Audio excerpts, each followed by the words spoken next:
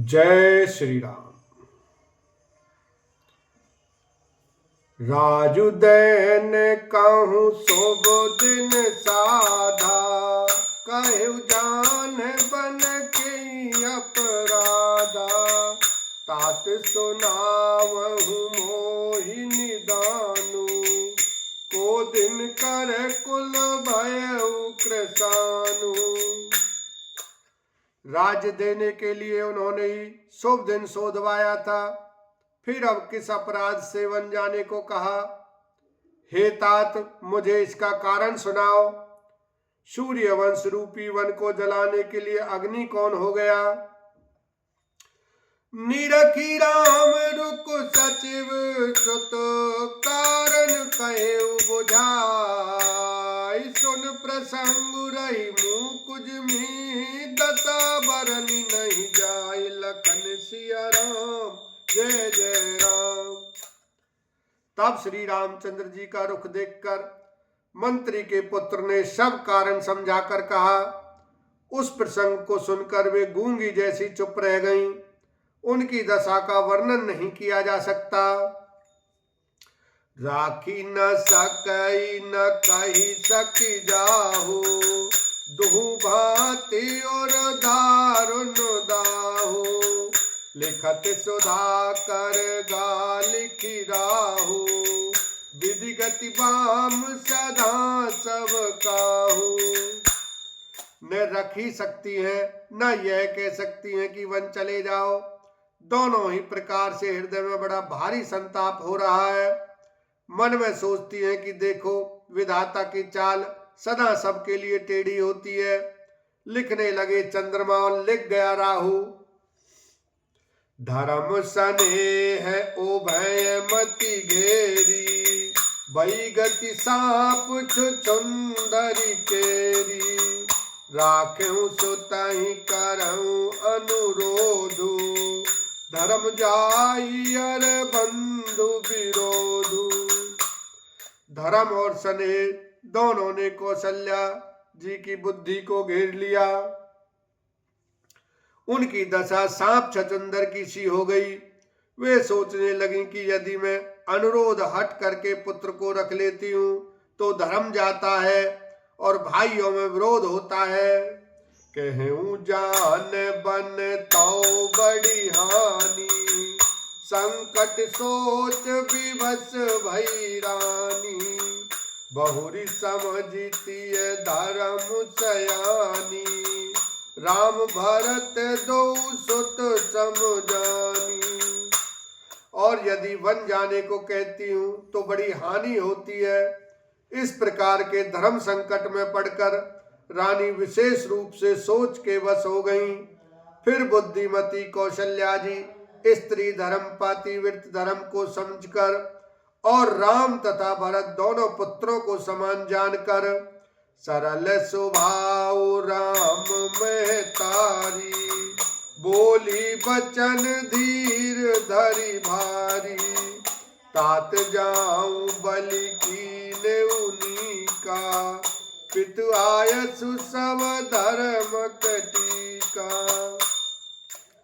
सरल स्वभाव वाली श्री रामचंद्र जी की माता बड़ा धीरज धरकर वचन बोली। हे तात, मैं बलिहारी जाती हूँ। तुमने अच्छा किया। पिता की आज्ञा का पालन करना ही सब धर्मों का श्रोमणी धर्म है। राजुदैन कई दीन बनु, मोहि न सो दुख लेसु। तुम बिनु भरतई भूपति ही, प्रजई प्रचंड कलेश। लखन सिया राम जय जय राम। राज देने को कहकर वन दे दिया, उसका मुझे लेस मात्र भी दुख नहीं है। दुख तो इस बात का है कि तुम्हारे बिना भरत को, महाराज को और प्रजा को बड़ा भारी कलेश होगा। जो केवल पितु आयतु ताता, तो जन जाहु जान बड़ी माता। जो पितु मात कहु बन जाना, तो कानन सत अवध समान। हे तात, यदि केवल पिताजी की ही आज्ञा हो तो माता को पिता से बड़ी जानकर वन मत जाओ, किंतु यदि पिता माता दोनों ने वन जाने को कहा हो तो वन तुम्हारे लिए सैकड़ों अयोध्या के समान है। पितु बन देव मातु बन देवी, खग मृग चरण सरोरु सेवी, अंतहु उचित निरपई बन बासु, भय बिलोक ही होई हरासु। वन के देवता तुम्हारे पिता होंगे और वन देवियां माता होंगी। वहां के पशु पक्षी तुम्हारे चरण कमलों के सेवक होंगे। राजा के लिए अंत में तो वनवास करना उचित ही है। केवल तुम्हारी सुकुमार अवस्था देखकर हृदय में दुख होता है। बड़ भागी बनु अवध अभागी, जो रघुवंश तिलक तुम त्यागी, जो सुत कहो संग मोहि लेऊ, तुमरे हृदय होई संदेहु। हे रघुवंश के तिलक, वन बड़ा भाग्यवान है और यह अवध अभागी है जिसे तुमने त्याग दिया। हे पुत्र, यदि मैं कहूं कि मुझे भी साथ ले चलो तो तुम्हारे हृदय में संदेह होगा कि माता इसी बहाने मुझे रोकना चाहती हैं। पूत परम प्रिय तुम सब ही के, प्राण प्राण के जीवन जी के, ते तुम कहु मात बन जाऊं, मैं सुनि बचन बैठी पछताऊं। हे पुत्र, तुम सभी के बहुत परम प्रिय हो, प्राणों के प्राण और हृदय के जीवन हो। वही प्राणाधार तुम कहते हो कि माता मैं वन को जाऊं और मैं तुम्हारे वचनों को सुनकर बैठी पछताती हूँ।